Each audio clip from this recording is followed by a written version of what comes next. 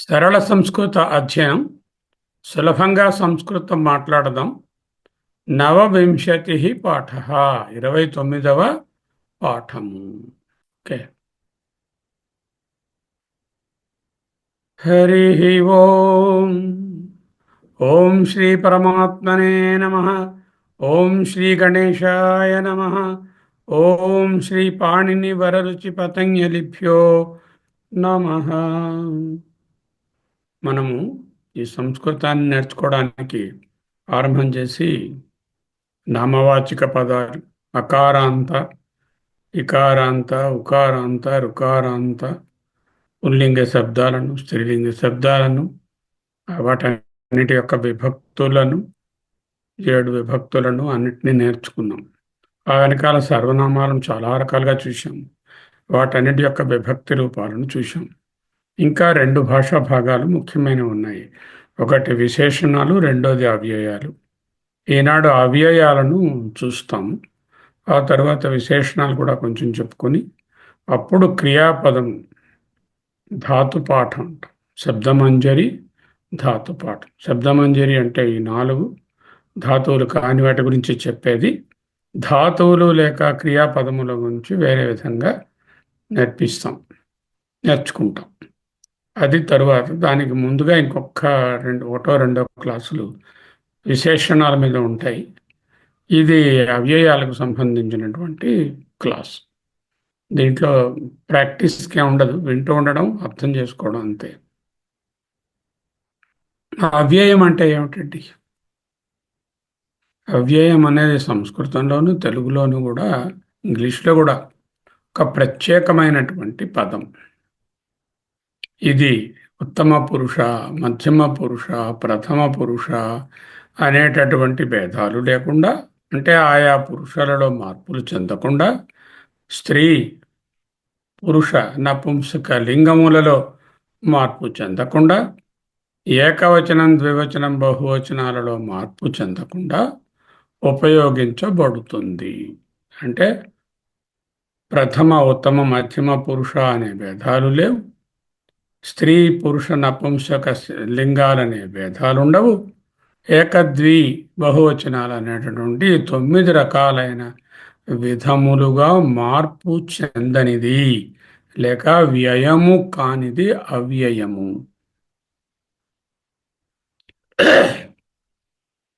ఈ పదాలు క్రమంగా ఈ పురుష లింగ వచనాలతో మార్పు చెందవు. వచనాలు క్రియలలో, నిబంధనలో మరియు కొన్ని సందర్భాలలో, నిషేధనలో, సంబంధం చెప్పేటప్పుడు, సంకలనం చేసేటప్పుడు ఇవి ఉపయోగిస్తాం. లింగ విభక్తి వచన శూన్యములైనటువంటి పదాలను అవ్యయాలు అంటారు. కొన్ని అవ్యయాలను ప్రత్యయాలుగా కూడా చెప్పుకుంటాం. An avyaya is called in English indeclinable. Declination అంటే మార్పు. మార్పు due to what? Due to number, due to gender and due to the person. Person, number and జెండర్తో డిక్లైన్ అయ్యేవి, డిక్లినేషన్ పొందేవి, మార్పు పొందేవి అన్ని పదాలు. ఇవి ఇండెక్లైనబుల్స్. అంటే they won't decline with these 3 states: number, gender and person. First person, second person, third person అన్నట్టుగా. They do not change the form. These words have no case, no gender, no number. They are also దాని ప్రకారంగా విభక్తులు కూడా ఉండవు, cases ఉండవు. ఎప్పుడైతే లింగ వచన పురుష వ్యత్యాసాలు లేవో, ప్రథమ విభక్తి, ద్వితీయ విభక్తి, ఈ విధమైనటువంటి విభక్తులు కేసెస్ అంటాం. First case, second case, third case, accusative case, nominative case, ఇవేవి ఉండవు. They are used in a variety of grammatical functions, including and not limited to modifying verbs. అంటే ఏమిటి? వెర్బ్ యొక్క ఒక క్రియాపదాన్ని మార్పు చెందించే దానిని మనము యాడ్వర్బ్ అంటాం ఇంగ్లీష్లో. ఇక్కడ వాటిని క్రియా విశేషణములు అంటాం. యాడ్జెక్టివ్ అంటే విశేషణం. తెల్లని గుర్రం, సుందరమైన బాలుడు అన్నప్పుడు సుందరమైన, తెల్లని అనేవి ఆ గుర్రాన్ని, బాలుడు అనే నామవాచకాలను మార్పు చేస్తున్నాయి, క్వాలిఫై చేస్తుంది. So qualifying the noun is called an adjective. That we're not seeing today. We're seeing అవ్యయాస్. కొన్ని అవ్యయాలు దే మోడిఫై ద వెర్బ్. వేగముగా వెళ్ళెను, మందముగా, నెమ్మదిగా వెళ్ళెను అనేటటువంటివి వెళ్ళెను అనే క్రియాపదాన్ని మాడిఫై చేసింది కదా. అలాంటి దానిని యాడ్వర్బ్ లేక సంస్కృతంలో క్రియా విశేషణములు అంటారు. యాడ్జెక్టివ్ అంటే నామాన్ని మార్చేవి. వాటిలో కూడా అవ్యయాలు ఉంటాయి. అండ్ అదర్ యాడ్వర్బ్స్, అవ్యయాస్ provide additional meaning to sentences and play an important role in negation, conjugation, interjunction, and as adverbs. Okay, let us see some. సార్వనామిక అవ్యయములు అంటే సర్వనామాలుగా యూజ్ చేయబడేటటువంటి అవ్యయాలు. సహగచ్చతి అంటే అతడు వెళుచున్నాడు అన్నాను అనుకోండి. దాంట్లో అవ్యయమేం లేదు. సహా అంటే అతడు, అది ప్రథమ పురుష ఏకవచనము. తర్వాత గచ్చతి అనేటటువంటిది, సహా అనేది ప్రథమ విభక్తి, ప్రథమ పురుష ఏకవచనము. గచ్చతి అనేది ప్రెజెంట్ టెన్స్ వెర్బ్. సహ గచ్చతి, సహ శీఘ్రం గచ్చతి అని అనుకోండి, అంటే అతను వేగముగా వెళ్ళుచున్నాడు. సహ తీసేసి సా పెట్టారనుకోండి, సా శీఘ్రం గచ్చతి, ఆమె వెళుతున్నది. సహ తౌ తే, ఏ వచనం పెట్టినా ఆ శీఘ్రం అనేటటువంటి దానికి మార్పు రాదు. అంచేత అది అవ్యయం అనబడుతుంది. అలాగే మందం, నెమ్మదిగా. సా మందం గచ్చతి. అమ్మాయి ఇతను వద్దమ్మా, మనకి అడ్మిట్ చేయకండి, వదిలేయండి, అలా don't admit him. He is not coming to Sanskrit any time. First time he is joining. I don't want him. Please don't admit. Those who are not coming earlier, suddenly they want to join. This is not Purana Kalakshepa. Okay. సహ మందం గచ్చతి అంటే అతడు మందముగా వెళ్ళుచున్నాడు. ఇటువంటి వాటిని ఏమిటంటారు? Adverbs అంటారు, క్రియా విశేషణం. ఎందుకు? ఆ గచ్చతి అనేటటువంటి వెర్బును, అది క్రియాపదాన్ని మా కొంచెం దాన్ని గురించి ఎక్కువగా చెప్తోంది, దానిని మోడిఫై చేస్తోంది, దానిని ఇనుమడించి చెప్తోంది. గచ్చతి, సహగచ్చతి అంటే అతను వెళుతున్నాడు. సహ శీఘ్రం గచ్చతి అంటే ఆ గచ్చతి అనే దాని తాలూకా క్వాలిటీని it qualifies or modifies the verb. It is called క్రియా విశేషణ. ఈ క్రియా విశేషణాలు 3 రకాలుగా ఉంటాయి: ఎక్కడ, ఎప్పుడు, ఎలా. సహ తత్ర తిష్టతి అంటే సహ అతడు, తత్ర అక్కడ, ఎక్కడ, అక్కడ, తిష్టతి ఉన్నాడు, అతడు అక్కడ ఉన్నాడు. అంటే ఎక్కడ ఉన్నాడు అనే ప్రశ్నకు అక్కడ ఉన్నాడు అనేటటువంటి దేశవాచకం. అంటే ఫలానా దేశమునందు. దేశం అంటే ఇండియా, అమెరికా, ఆఫ్రికా అని కాదు. దేశ ఇన్ వ్యవహార, in Sanskrit and in Vedanta is ప్రదేశ, ప్లేస్ అని అర్థం. వాళ్ళు హిస్టరీ చదువుకున్నప్పుడు దేశం అంటే అది వేరు. ఇక్కడ దేశం ఈజ్ ప్లేస్. సహ తత్ర తిష్టతి ఎక్కడ ఉన్నాడు అనే ప్రశ్నకు తత్ర తిష్టతి. సహ కుత్ర తిష్టతి, సహ తత్ర తిష్టతి. కుత్ర, తత్ర అనేటటువంటివి దేశవాచకాలు. సహ స్వోగమిష్యతి, స్వహ గమిష్యతి అనమాట. సంధి వలన సో అయింది. స్వహ గమిష్యతి. ఎప్పుడు వెళ్తున్నాడు? స్వహ అంటే మనం నేర్చుకున్నాం రేపు అని అర్థం. ఎప్పుడు వెళ్తున్నాడు అతడు? రేపు వెళుతున్నాడు. సహ స్వోగమిష్యతి కాలవాచకం. సహ శీఘ్రం గచ్చతి. ఎలా వెళ్తున్నాడు అంటే విధానం. ఏ విధానంగా వెళుతున్నాడు? వేగంగా వెళుతున్నాడు, మందంగా వెళుతున్నాడు. యథేచ్ఛసి తథా కురు అన్నారు భగవంతుడు. అర్జునుడికి అంతా బోధించేసి 696 శ్లోకాలు అయిన తర్వాత యథేచ్ఛసి తథా కురు, నీకు ఎలా ఇష్టం ఉంటే అలా చేసుకోపో అన్నాడు. తథా, ఎలా? తథా, ఏ విధముగా?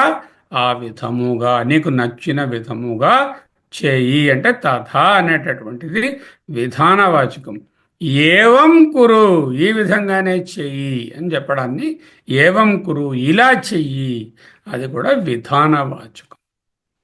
ఇవన్నీ సర్వనామాలు. ఇవన్నీ కూడా సర్వనామాలైనా వీటికి విభక్తులు, లింగ వచన పురుష భేదాలు ఉండవు, అవ్యయాలు అయిపోయాయి కాబట్టి. అసలు అవ్యయాలు అన్నవి ఎలా ఏర్పడ్డాయంటే, మొదట్లో అవి నామవాచకాలు, విశేషణాలుగానో సర్వనామాలుగానో చలామణి అవుతూ అవుతూ అవుతూ ఒక రూపము స్థిరపడిపోయిన తరువాత వాటికి మిగతా జెండర్, నంబర్, పర్సన్తో మార్పులు చెందకుండా అవ్యయాలుగా నిలిచిపోయాయి భాషలు. మొదట్లో వీటికి కూడా విభక్తులు ఉండేవి. మొదట్లో వీటికి జెండర్తో తేడా ఉండేది, వీటికి నెంబర్తో మార్పులు ఉండేవి. ఇవన్నీ కాలక్రమేణా కొన్ని వేల సంవత్సరాలు భాష వాడగా వాడగా వాటికి అవి అరిగిపోయాయి. ఏం అరిగిపోయాయి అంటే, ఒక పర్సన్ డిఫరెన్సు, వచన డిఫరెన్సు, లేకపోతే జెండర్ డిఫరెన్స్ అనేటటువంటివి తొలగిపోయి ఒక పర్టికులర్ జెండర్లోనే, ఒక పర్టికులర్ నంబర్లోనే, ఒక పర్టికులర్ విభక్తిలో సెటిల్ అయిపోయాయి. అంచేత అవ్యయాలు అయిపోయాయి. చూస్తాం కొన్ని ప్రథమా విభక్తి అంత అవ్యయాలు, ద్వితీయ విభక్తి అంత అవ్యయాలు. అలాగా ఆ విభక్తులు కావవి, ఆ విభక్తులు స్థిరపడిపోయాయి, అంతకన్నా ఇంకేలేదు. అలాగే యదా తదా, యదా అంటే ఎప్పుడైతే, తదా అప్పుడు, కదా ఎప్పుడు, సర్వదా అన్ని వేళలా అనేటటువంటివి కాలానికి సంబంధించినటువంటి అవ్యయములు. సరే, సార్వనామిక అవ్యయములు. చాలా సర్వనామాలకు మనం ఎన్నో విభక్తులు చూసాం. కానీ ఈ అవ్యయమైన పదాలకు విభక్తులు కానీ జెండర్, పర్సన్ అండ్ నంబర్తో మార్పులు కానీ ఉండవు. అందుకే ఇవి అవ్యయము, మార్పు చెందనిది. అందుకే భగవంతుని, పరమాత్మని కూడా అవ్యయుడు అంటారు. మనం అందరం ఖర్చు అయిపోతాం, వ్యయమైపోతాం. పరమాత్మ అవ్యయుడు అనడంలో మార్పు లేనివాడు, వికారము లేనివాడు. ఇక్కడ యదా తదా కదా సర్వదా, ఇంకా ఇలా చాలా వరకు కాలవాచకాలు ఉంటాయి. తరువాత తత్ర, యత్ర, కుత్ర, అత్ర.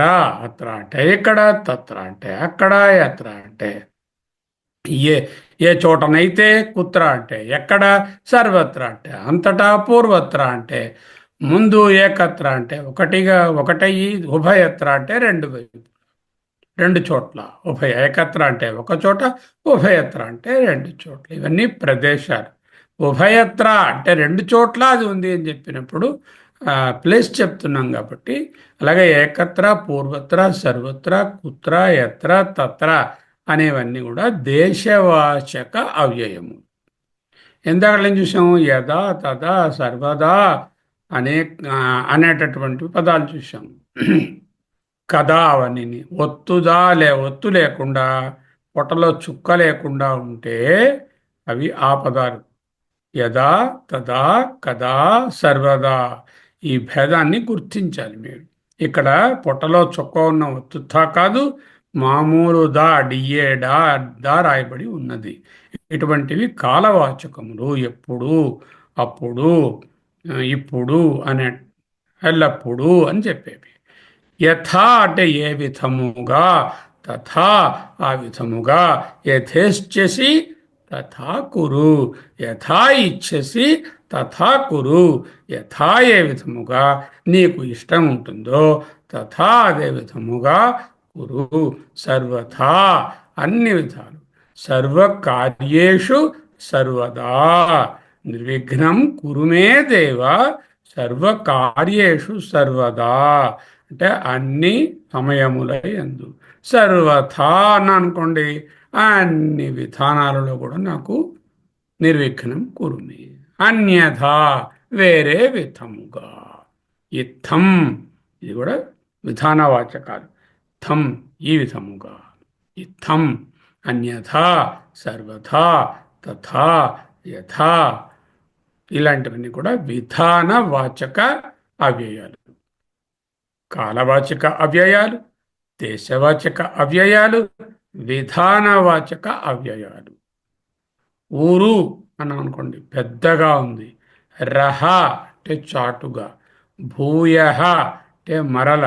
భూయో భూయో నమస్కరోమి, మళ్ళీ మళ్ళీ నమస్కరిస్తున్నాను, మరల మరల. అయోధ్యానామ నగరం అస్తి. అయోధ్యానామ అంటే అయోధ్య అనడి. బెంగళూరు నామ నగరం అస్తి.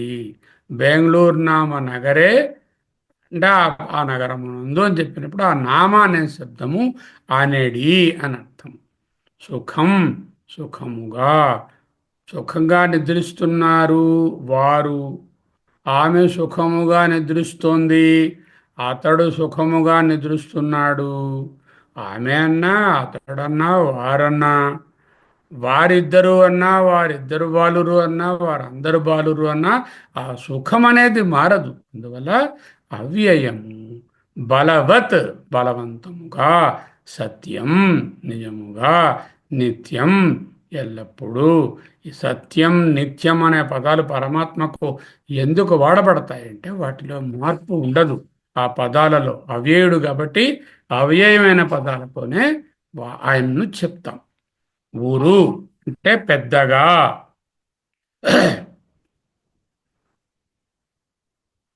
ఊరు చక్రాహత బాహుస్కంధ ముఖ్యాంగమై అన్నాడు నిన్న పోతన గారు. ఉరు గొప్పదైన చక్ర, చక్రము చేత హత కొట్టబడిన అని అర్థంలో. రహ అంటే రహస్య అని అర్థం, చాటుగా. రహస్య అనేది వేరే పదం. రహ రహ అనే పదము మాత్రమే అయిపోయాం. భూయ అంటే మరలా. నామ సుఖం, నామ అంటే అనడి. సుఖం సుఖముగా, బలవత్ బలవంతముగా, సత్యం నిజముగా, నిత్యం ఎల్లప్పుడూ.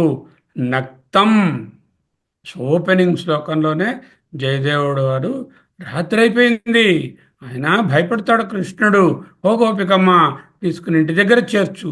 నక్తం భీరు అంటాడు. నక్తం అంటే రాత్రి పూట. కామం అంటే ఏదో కోరిక అనకూడదు, స్వేచ్ఛగా. యథాకామం ఉపనిషత్తులో ఎన్నో మార్లు వస్తుంది.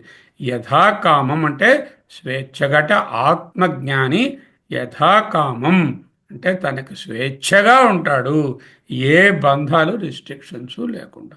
స్వేచ్ఛగా అని చెప్పడానికి అవే రూపంగా కామం అని వాడితే దానిని స్వేచ్ఛగా అనే అవ్యయం అవుతుంది. అపరం తరువాత, ప్రత్యక్షం ఎదురుగా, పరోక్షం చాటుగా, అస్తం అదృశ్యము. అస్తం అయతి, సూర్యుడు అస్తమయతి, అస్తమానం అంటున్నాం కదా.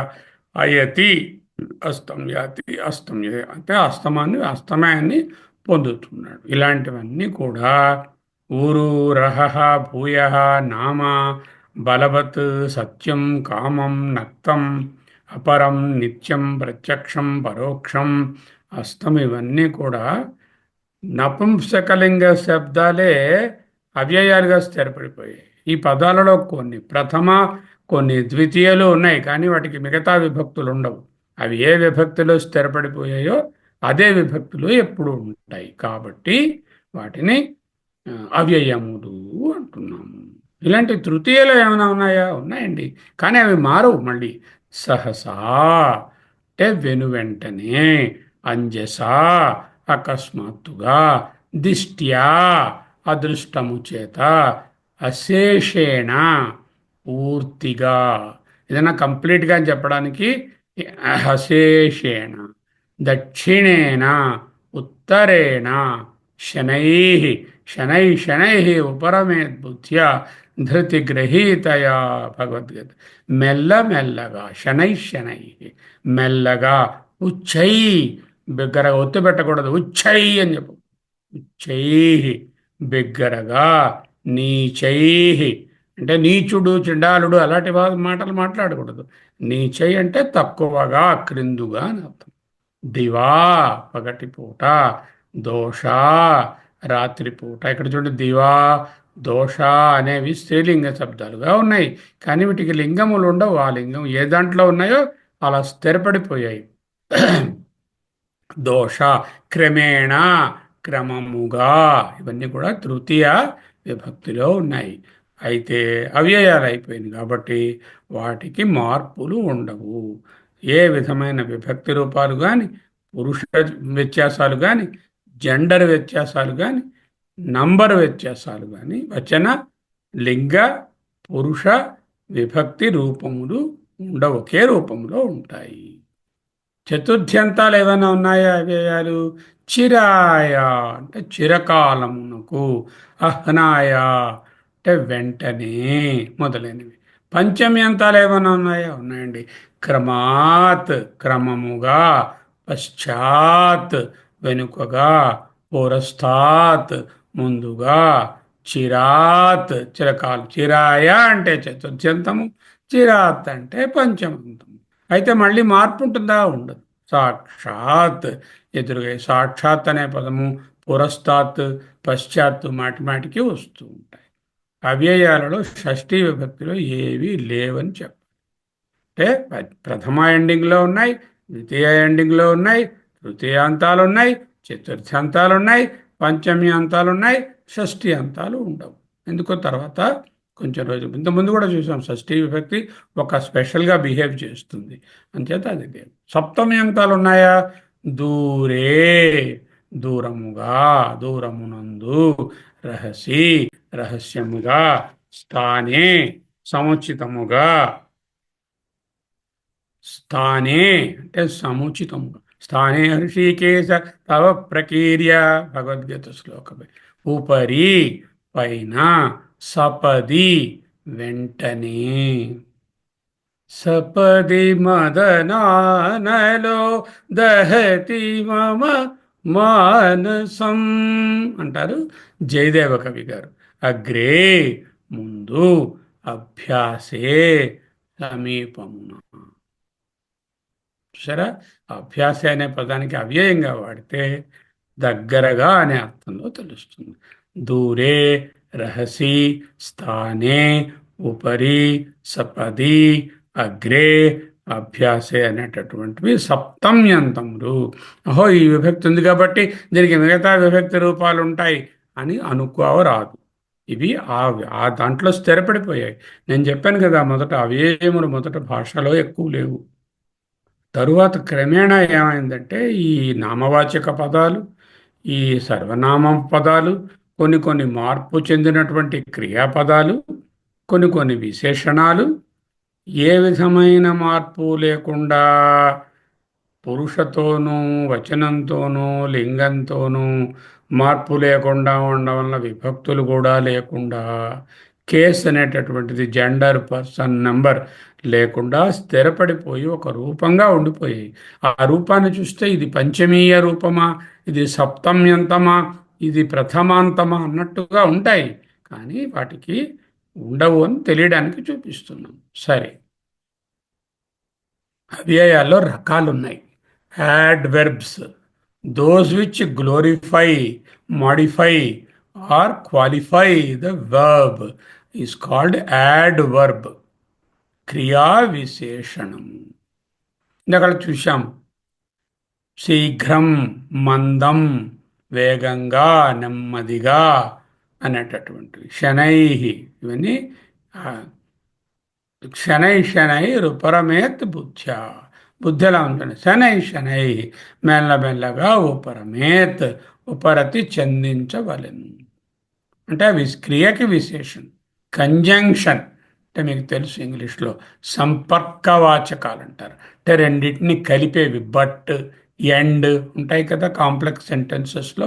కామన్గా ఇఫ్, వెన్, బట్, అండ్ ఇలాంటటువంటి కాంప్లెక్స్ అండ్ కాంపౌండ్ సెంటెన్సెస్లో they are use to join the sentences. అలాగే ఇక్కడ కూడా సంపర్కవాచకం. పార్టికల్స్ ఆర్ ఇంటెన్సిఫైయర్స్ అంటే దాని తాలూకా తీవ్రతను, ఎక్స్ప్రెషన్ని అధికం చేసేవాటి, అటువంటి వాటిని ఉపసర్గలు అని కానీ అవిధేయ పదాలు అని కానీ అంటారు. పార్టికల్స్ అంటే ఉపసర్గలు, ఇంటెన్సిఫైయర్స్ అంటే అవిధేయ పదాలు. నెగేషన్ నిరాకరణము, ఇంటర్జంక్షన్స్ ఆకర్షణ వాచకములు. ఇంగ్లీష్ పేర్లు పక్కన పెట్టండి. సంస్కృతంలో క్రియా విశేషణ, సంపర్కవాచకం, విధేయ పదాలు, ఉపసర్గలు, నిరాకరణం, ఆకర్షణ వాచకం. ఒక్కొక్క దానికి ఎగ్జాంపుల్ చూసుకుంటూ పోతాం. ఇప్పుడు క్రియా విశేషణములు అనేటటువంటివి క్రియలను లేక పదములను మరింత వివరించేందుకు ఉపయోగించే పదాలు. ఎలా, ఎప్పుడు, ఎక్కడ అనే ప్రశ్నలకు సమాధానంగా వస్తాయి. ఇవి చర్య యొక్క విధానము లేక కాలము లేక దేశము. స్థానం అంటే దేశము. అంటే మూడు రకాలుగా ఉంటాయి క్రియ విశ్లేషణలు: దేశ సంబంధము, కాల సంబంధము, విధాన సంబంధం. ఇక్కడ చూడండి. ఎగ్జాంపుల్ 1, శీఘ్రం అంటే త్వరగా అనేటటువంటి అవ్యయం. సంస్కృతం శీఘ్రం పఠా. సంస్కృతం సంస్కృతమును అన్నమాట. శీఘ్రం పఠా సంస్కృతమును త్వరగా చదువుము. అశ్వ సంస్కృతమును అని ఉంది. అంటే ఏంటి? సంస్కృతమును అనే ద్వితీయ విభక్తి శీఘ్రం. అలాగే అది ప్రథమ ఏదైనా వాడినా అక్కడ శీఘ్రం. అది ఒక మనిషికి వాడినా, ఇద్దరికి వాడినా, నువ్వు వేగరంగా చదువు, అందరూ వేగరంగా త్వరగా చదవండి, ఆమె త్వరగా చదవాలి, ఏం చెప్పినా సరే ఆ త్వరగా అనేది అలాగనే ఉంటుంది. అది మార్పు రాదు. అశ్వ శీఘ్రం ధావతి. అశ్వ గుర్రము త్వరగా పరిగెడుతోంది. అశ్వౌ శీఘ్రం ధావతౌ అంటే గుర్రములు రెండు వేగంగా పరిగెడుతాయి. శీఘ్రం అలాగనే ఉంటుంది. అశ్వాహ శీఘ్రం ధావత అంటే గుర్రములు త్వరగా పరిగెడుతున్నవి. అంటే ఏ విధమైన నంబర్ చెప్పినా, జెండర్ చెప్పినా, పర్సన్ చెప్పినా మార్పు చెందనిది అవ్యయము. దేని చెప్తుంది ఇది? త్వరగా, పునః అనేటటువంటివేమో కాలాన్ని సూచిస్తున్నాయి. పునః మిలామహ మళ్ళీ కలుద్దాం. సహ పుస్తకం పునః పఠతి అతను పుస్తకాన్ని మళ్ళీ చదువుతున్నాడు. సా పుస్తకం పునః పఠతి ఆమె పుస్తకాన్ని మళ్ళీ చదువుతున్నారు. తౌ పుస్తకం పునః అని చెప్పిన తౌ అన్నా, తే అన్నా, సహ అన్నా, సా అన్నా పునః అనే మాట మార్పు రాదు. పునః మిలామహ, పునః పఠతి అనేటటువంటి పునః, శీఘ్రం అనేటటువంటివి త్వరగా, మళ్ళీ అనేటటువంటి వాటిని సూచిస్తున్నాయి. అలాగే కంజంక్షన్స్ అంటే ముందేం తెలుసుకున్నాము? యాడ్వర్బ్స్గా పనిచేసేటటువంటి అవ్యయాలు. ఇక్కడ ఏమి యాడ్వర్బ్? త్వరగా, మళ్ళీ అనేటటువంటి రెండైనా చాలా ఉన్నాయి. ఎగ్జాంపుల్గా రెండు చూపించాం. అది సో యాడ్వర్బ్గా పనిచేసేవి చాలా ఉన్నాయి. కంజంక్షన్స్ అంటే రెండు వాక్యాలను కలుపుతాయి అన్నమాట. సహ ధనీ అంటే అతడు చాలా ధనవంతుడు, అయితే బట్ కానీ నా దాత అంటే అతడు దాత కాడు. దాత కాదు అనేటటువంటి ఒక సెంటెన్స్ని, ధనవంతుడు అనేటటువంటి సెంటెన్స్ని, బట్ అనేటటువంటి దాంతో he's rich but he's a miser అన్నాం అనుకోండి. హీఈస్ రిచ్ బట్ మైజర్లీ అన్నాం. బట్ ఏం చేస్తుంది? It is joining. సహధని కింటు దాత కాదు. దాత అంటే ఆయన గారు బ్రహ్మదేవుడు. దాత నా అంటే దాత కాడు. కార్యం కఠినం పని కష్టం. కింటు నా సాధ్యం. సరే నా అసాధ్యం అని ఉండాలి అక్కడ. సారీ, నా అసాధ్యం అంటే అసాధ్యము కాదు, నా సాధ్యం కాదు. కార్యం కింతు నా అసాధ్యం అని దిద్దుకోవాలి ఇక్కడ. ముందు పాజిటివ్గా రాద్దాం అనుకున్నాను, ఆ తర్వాత తెలుగులో మార్చాను కానీ సంస్కృతంలో మార్చలేదు. కానీ అసాధ్యం కాదు. ఆ కింతు అనేది ఏం చేస్తుంది? ఇట్ ఈస్ జాయినింగ్ కఠినం కార్యం నా అసాధ్యం అనే రెండు సెంటెన్సెస్ని కలుపుతోంది. అంచేత కంజంక్షన్ లేక సంపర్క వాచకము అంటారు. దీనికి కామనెస్ట్ సంపర్క వాచకం ఏంటంటే చ. ఈ చకారం అనేటువంటి మరియు ఎండ్ అనేటటువంటిది మాటి మాటికి సంస్కృత శ్లోకాలలో వస్తుంది. రామ సీతాచ అరణ్యం గచ్చత. రాముడు మరియు సీత అడవికి వెళ్ళారు. గురు శిష్య చ కక్షకాయాం వసత. గురువు శిష్యుడు తరగతి గదిలో ఉంటుంది. ఈ చకారంలో చిన్న ట్రిక్ ఉంది. ఈ చకారాన్ని రామహచ సీత అని పెట్టారనుకోండి, వాళ్ళిద్దరికే రిస్ట్రిక్ట్ అవుతుంది. ఈ చకారాన్ని రామహ సీత తరువాత ఉపయోగించారనుకోండి, అప్పుడు వాళ్ళిద్దరూ అనైనా చెప్పవచ్చు, లేక వాళ్ళతో పాటు చా అంటే మరి కొంతమంది, అంటే లక్ష్మణుడు కూడా వెళ్ళాడు కదా, ఇంకెవరో కూడా ఉన్నారు అనే అర్థాన్ని కూడా స్ఫురింపజేస్తుంది. ఆ చకారం పొజిషన్ బట్టి ఇంకా ఏమైనా ఉన్నాయా అనే సందేహం కూడా వస్తుంది. ఇది మనం చాలాసార్లు ఉపనిషత్తుల్లో చూస్తుంటాం. సో చకారం రెండు మధ్యలో ఉంటే వీళ్ళిద్దరే అని తెలుస్తుంది. పక్కన ఉంటే వీళ్ళిద్దరూ అయి ఉండొచ్చు, ఇంతకన్నా ఇంకెవరైనా ఇంకోటి కూడా ఉండవచ్చు అని అర్థం. చిన్న ట్రిక్ అంతే. అంత పార్టికల్స్ అండ్ ఇంటెన్సిఫైయర్స్ విధేయ పదాలు. విధేయ పదాలు అనేవి వాక్యానికి పవర్, తీవ్రత, క్లారిటీ, స్పష్టత ఇవ్వడానికి ఉపయోగించే పదాలు. అవి ఆ చర్య లేక స్థితికి సంబంధించిన నిర్దేశత, తీవ్రత లేదా దృష్టిని చూపిస్తాయి. ఏమిటవి? సహ వీర, అతను వీరుడు. చాలు కదా. సహ వీర హి అని అనుకోండి. ఇండీడ్, అతడు నిజంగా వీరుడు. నిండీడ్, వెరీలీ అంటాం కదా, వెరీలీ, ఇండీడ్ ఖచ్చితంగా, నిజంగా. సహ వీర హి. ఈ హి అనే పదం కూడా ఎన్నోసార్లు మనకు ఉపనిషత్ మంత్రాలలో వస్తూ ఉంటుంది. అది మారదు. ఒకళ్ళకి చెప్పినా, ఇద్దరికి చెప్పినా, అందరికీ చెప్పినా, స్త్రీకి చెప్పినా, పురుషునికి చెప్పినా, నపుంసక పదం పెట్టినా, ఏది ఏ విభక్తిలో వాడినా ఆ హి అనేది ఇండీడ్ నిజముగా మారదు. ఇండీడ్ అవ్యయ హి, నిజ హి అనే అవ్యయంలాగా మారదు. గురు అంటే గురువులు పూజనీయా హి, గురువులు నిజంగా పూజనీయులు. గురు పూజనీయ హి అంటే గురువు గారు ఒకరు పూజనీయుడు అని చెప్పినప్పుడు హి. గురు పూజనీయా హి, గురౌ పూజనీయౌ హి, అప్పుడు కూడా అలాగే ఉంటుంది. ఆ హి అనేటటువంటిది మారదు. అలాగే హా అంటే హా, ఎలాస్, హా అంటే రెండవ హా. హా కదా, హా అంటే హ్రస్వము కానీ దీర్ఘమైన హా అని రాస్తే హా ధనం నష్టం, హా ధనం పోయింది, హా జీవ గత. జీవ అంటే ప్రాణం, జీవ ఘట, గత అంటే ప్రాణం పోయింది. అంటే హీ, హా అనేటటువంటివి ఇంటెన్సిఫై చేస్తున్నాయి. దేనిని? సహ వీరహ, హే వీరహ అన్నదాన్ని ఇంకా ఇంటెన్సిఫై చేస్తుంది. ధనం నష్టం అన్నదానికి ఒక ప్రత్యేకమైనటువంటి స్పష్టత, ఒక తీవ్రతని చెప్తోంది. హా ధనం నష్టం, హా జీవ గత. ఎన్నో చోట్ల వాడుతూ ఉంటారు.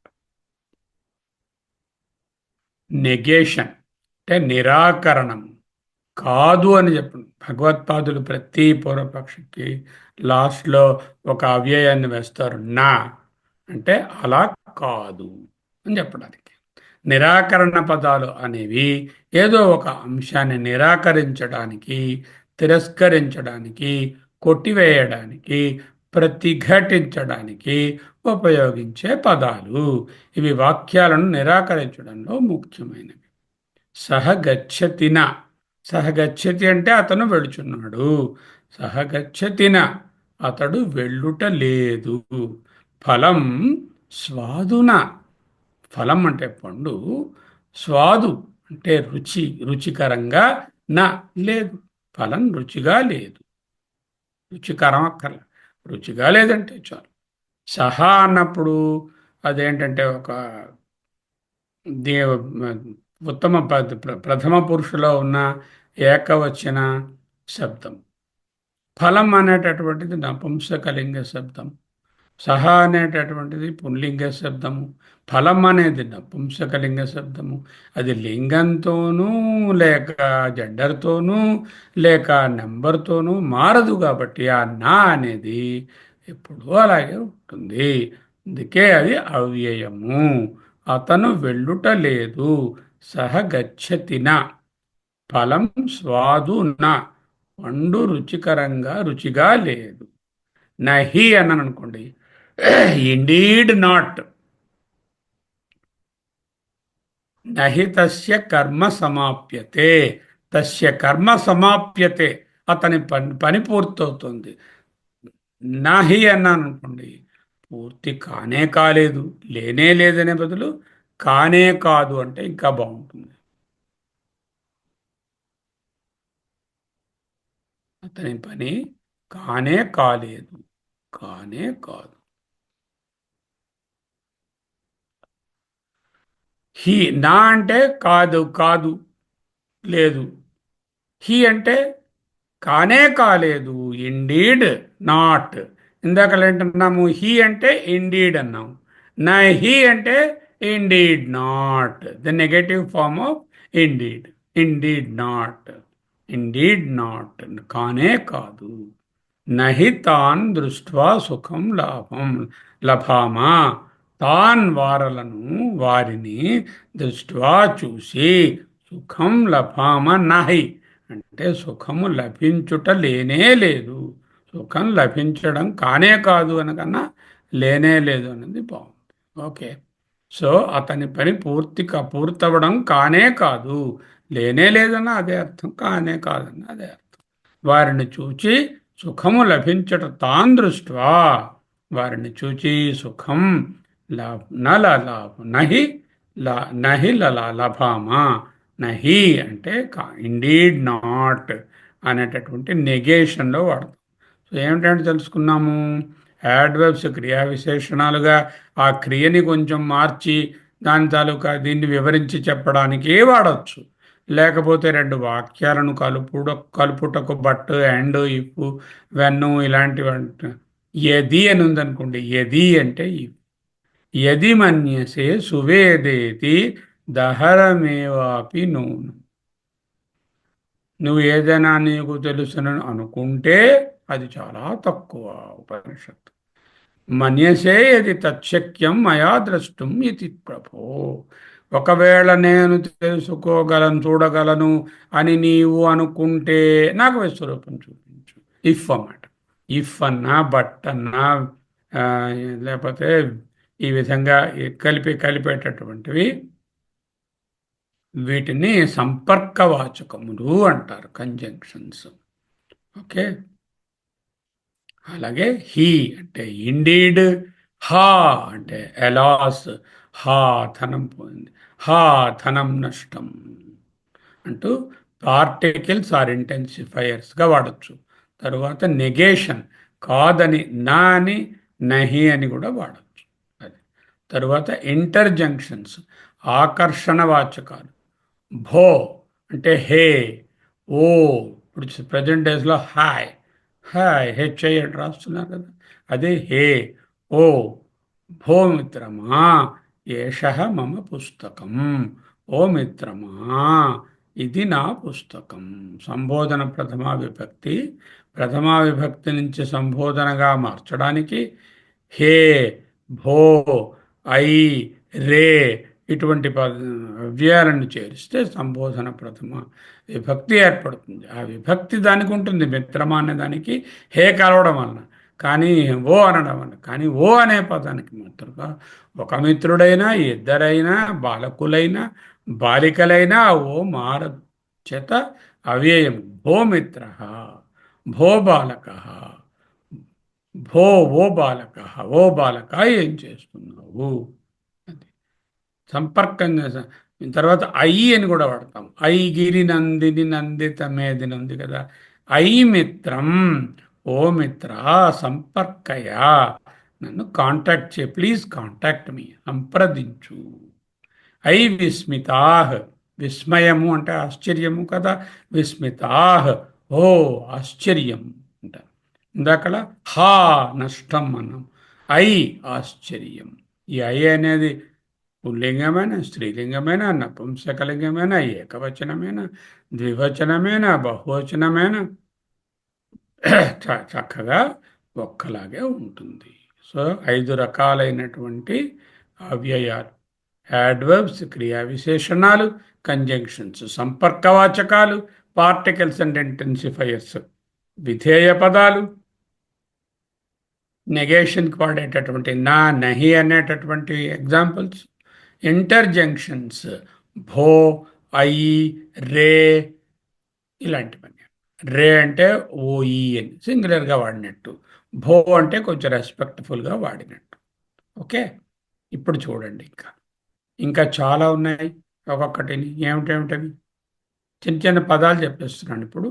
ఆ పదాలు చెప్పేసి మిమ్మల్ని చూసుకుంటా తర్వాత. మీరు గత్వా, గంతుం అంటే వెళ్ళి, అంతః ఇప్పుడు చెప్పారు మా, అంతః అంతః అంతః లోపల, బహిః బయట, దివా పగలు, తూష్ణీం ఊరకనే, ఆయన ధనుర్బాణాలు అక్కడ పడేసి తూష్ణీం బభూవా, ఊరకనే ఉండిపోయాడు, ఊరకనే అయిపోయాడు.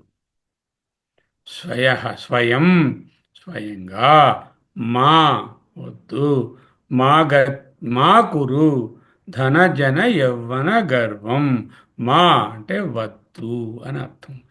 ఏవం ఈ విధముగా, ఇత్థం ఇలా, ఈ పద్ధతిగా అని అర్థం. గత్వా గంతుం, అంతః బహిః, దివా తూష్ణీం, స్వయం, మా, ఏవం, ఇత్థం ఇవన్నీ అవ్యయాలు. సర్వదా ఎల్లప్పుడూ. రే అంటే ఓరి, దీర్ఘం పెట్టుకోవాలి. ఈ రే అన్నప్పుడు సంబోధన.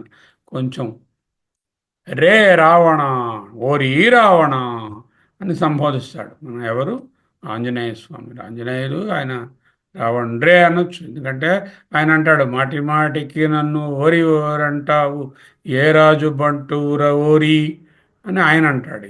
పురా అంటే పూర్వం, అలం చాలును, నా అలం వా అంటే చాలదా అన్నారు కదా భగవత్పాదులు. అలం అంటే చాలును. కిమర్థం, కిమర్థం శంభో, ఈ విధముగా ఈ శిలాతలేషు నటనం, శంభో కిమర్థం తవ, చదువుకున్నాం కదా. కిమర్థం ఎందుకు, సమ్యక్ చాలాసార్లు వస్తుంది, బాగా, సర్వత్రా అంతటా, నక్తం చెప్పుకున్నాం ఆల్రెడీ, రాత్రి, సాయం సాయంకాలం. సో ఇవన్నీ కూడా కొన్ని అదర్ అవ్యయ పదాలు. మీరు వాటిని క్లాసిఫై చేసేయచ్చు. ఇది ఏంటంటే విధానానికి సంబంధించినదా, దేశానికి సంబంధించినదా, కాలానికి సంబంధించినదా చెప్పవచ్చు. లోపల వెలుపల అని అనుకోండి దేశవాచకము, పగలు అని అనుకోండి కాలవాచకము, అలాగే పూర్వము అన్నాం అనుకోండి కాలవాచకము, తర్వాత వద్ ఇలా ఈ విధంగా అన్నాం అనుకోండి అది విధానవాచకము.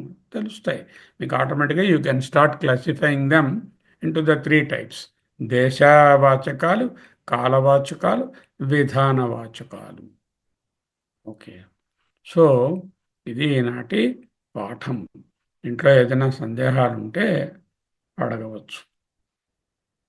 సో సింపుల్ పాఠమే ఈరోజు. అవ్యయాలను పరిచయం చేసాం. ఎందుకు? రేపు పొద్దున మనం భాష వాడి మాట్లాడినప్పుడు కానీ వ్రాసినప్పుడు కానీ ఈ పదాలు చాలా ఉపయోగంగా ఉంటాయి కనుక.